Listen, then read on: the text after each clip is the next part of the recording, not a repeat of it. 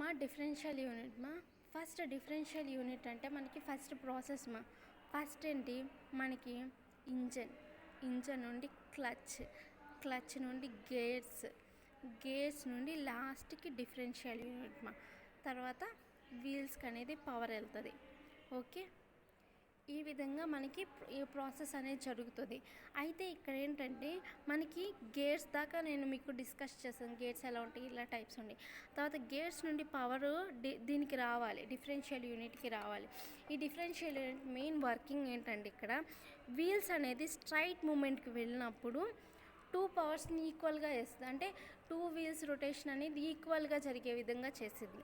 Okay, ఒకవేళ నువ్వు turnings అనేది ఇలా తిరగాలి, టర్నింగ్స్ ఇలా తిరిగినప్పుడు ఇక్కడ వీల్ ఇక్కడే ఉండాలి, అంటే అక్కడ స్లో మూమెంట్ ఉండాలి. ఈ వీల్ అనేది ఇక్కడ నుండి ఇలా రావాలి కాబట్టి ఈ వీల్ ఫాస్ట్ మూమెంట్ ఉండాలి. అలా మూమెంట్ని తీసుకొచ్చేదాన్నే మనం డిఫరెన్షియల్ యూనిట్ అంటున్నామమ్మా. ఓకే, ఇక్కడ ఏమేమి అరేంజ్ అయి ఉంటాయో చూద్దాం. డిఫరెన్షియల్ యూనిట్ గేర్స్ నుండి మనకి పవర్ అనేది ట్రాన్స్మిట్ అవటం వల్ల రొటేషన్స్ అనేది స్లో అండ్ ఫాస్టర్ చేసిద్ది అని చెప్తున్నాడు. అండ్ ఇది ఇప్పుడు టర్న్స్ ఎప్పుడైతే వస్తాయో కర్వ్ పాత్లో ఈ విధంగా ఇన్నర్ వీల్ అనేది స్లోగా అండ్ అవుటర్ వీల్ అనేది ఫాస్ట్గా తిరగడానికి హెల్ప్ అవుతుంది అన్నాడు. అండ్ ఇక్కడ చిన్న కనెక్షన్ గురించి చెప్పాడు. ఇది ఏదైతే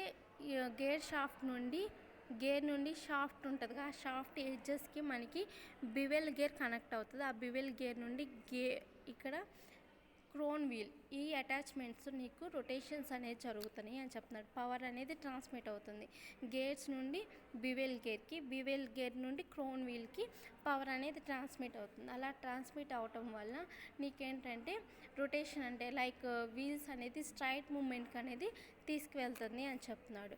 అండ్ ఇక్కడ 2 పాయింట్స్ ఇచ్చాడు చూడండి.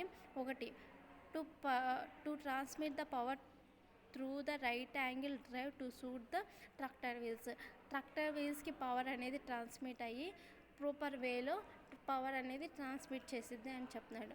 And reduce the speed of the rotation స్పీడ్ని కూడా రెడ్యూస్ చేసేది. అయితే ఇక్కడ ఏమేమి మెయిన్ కన్సిస్ట్ అయ్యి ఉన్నాయి ఫర్ ఎగ్జాంపుల్ చూద్దాం. అంటే నీకు పవర్ ఎక్కడ నుండి వస్తుందో ఫస్ట్ తెలుస్తుంది. గేర్ నుండి బివెల్ గేర్ నుండి క్రౌన్ వీల్కి ఫస్ట్ అంతవరకు గుర్తుపెట్టుకోండి. అక్కడ మొత్తం మన గేర్స్ రౌండ్గా ఎలా ఉంటాయి అలాగే ఉంటాయి. తర్వాత నేను వీడియో పెడతాను, దాన్ని అబ్జర్వ్ చేయండి నేను చెప్పిన విధంగా. ఫస్ట్ ఇక్కడ మెయిన్ పాయింట్స్ చూద్దాం.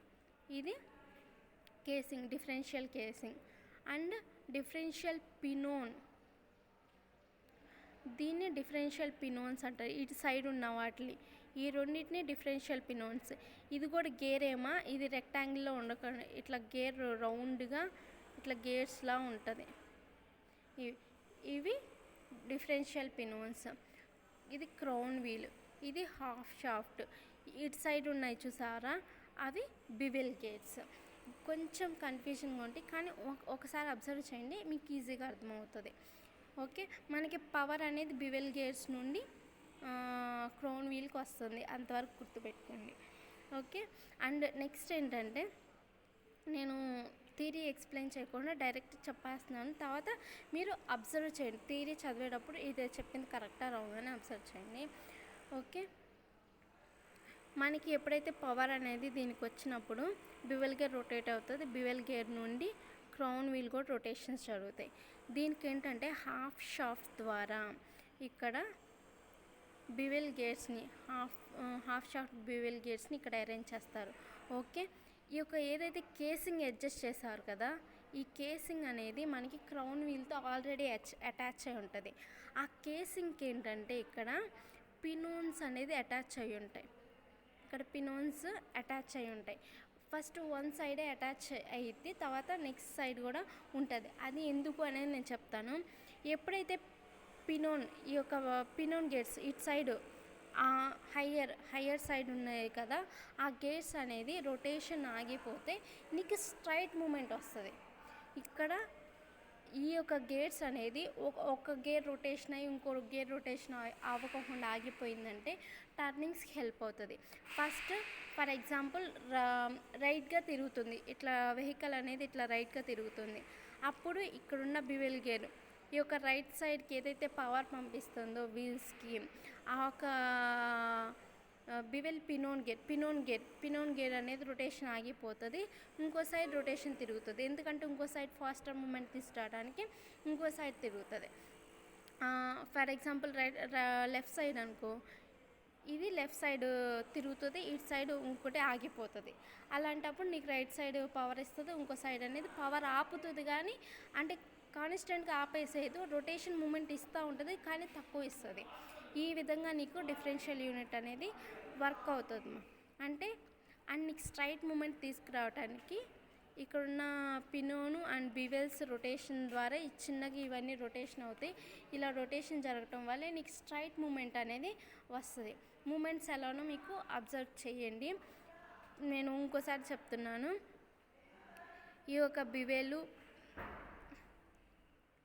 ఇదైతే గేర్స్ కనెక్ట్ అయ్యి ఈ బివెల్ గేరు క్రౌన్ వీల్ తిరుగుతున్నప్పుడు ఇక్కడున్న అటాచ్మెంట్ గేర్స్ కూడా తిరుగుతాయి, చిన్నగా తిరుగుతూ ఉంటాయి. అలా తిరిగినప్పుడు నీకు స్ట్రైట్ మూమెంట్ అనేది వెళ్తుంది. అండ్ ఈ రొటేషన్స్ జరుగుతున్నప్పుడు దీనిది స్లో మూమెంట్ అంటే ఆగిపోయి మిగతా అన్ని రొటేషన్స్ జరుగుతుంటే రైట్గా తిరుగుతుంది. రైట్గా తిరిగేటప్పుడు ఒక వీల్ని స్లో చేస్తుంది, రైట్ సైడ్ ఉన్న వీల్ని స్లో చేసేది అండ్ లెఫ్ట్ సైడ్ వీల్కి పవర్ ఎక్కువ ఇచ్చింది. అప్పుడు రొటేషన్ అనేది జరుగుతుంది. ఓకే, ఇట్లా రొటేషన్ జరగాలనుకో ఇది ఆపేసేయాలి. ఇది రైట్ సైడ్ అనుకోండి, ఈ రైట్ సైడ్ ఇక్కడ వీళ్ళు రొటేషన్ ఆపి ఇటు సైడ్ది రొటేషన్ ఎక్కువ ఇవ్వాలి. అలా ఇది చేసేది. అండ్ నెక్స్ట్ ఇటు సైడ్ ఆపామనుకోండి, ఇటు సైడ్ రొటేషన్ తిరుగుతూ ఉంటుంది. అప్పుడు ఇటు సైడ్ ఇలా వెళ్ళినప్పుడు అప్పుడు ఇటు సైడ్ స్లో మూమెంట్ ఉంటుంది, ఇటు సైడ్ ఫాస్ట్ మూమెంట్ ఉంటుంది. ఈ విధంగా నీకు డిఫరెన్షియల్ యూనిట్ అనేది వర్క్ అవుతుంది.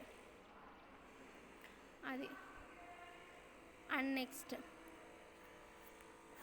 డిఫరెన్షియల్ లాక్ అనేది half joints, half axles, tractor half axles అనేది జాయింట్ చేసి ఉంచి పెడితే దాన్ని డిఫరెన్షియల్ లాక్ అంటాం.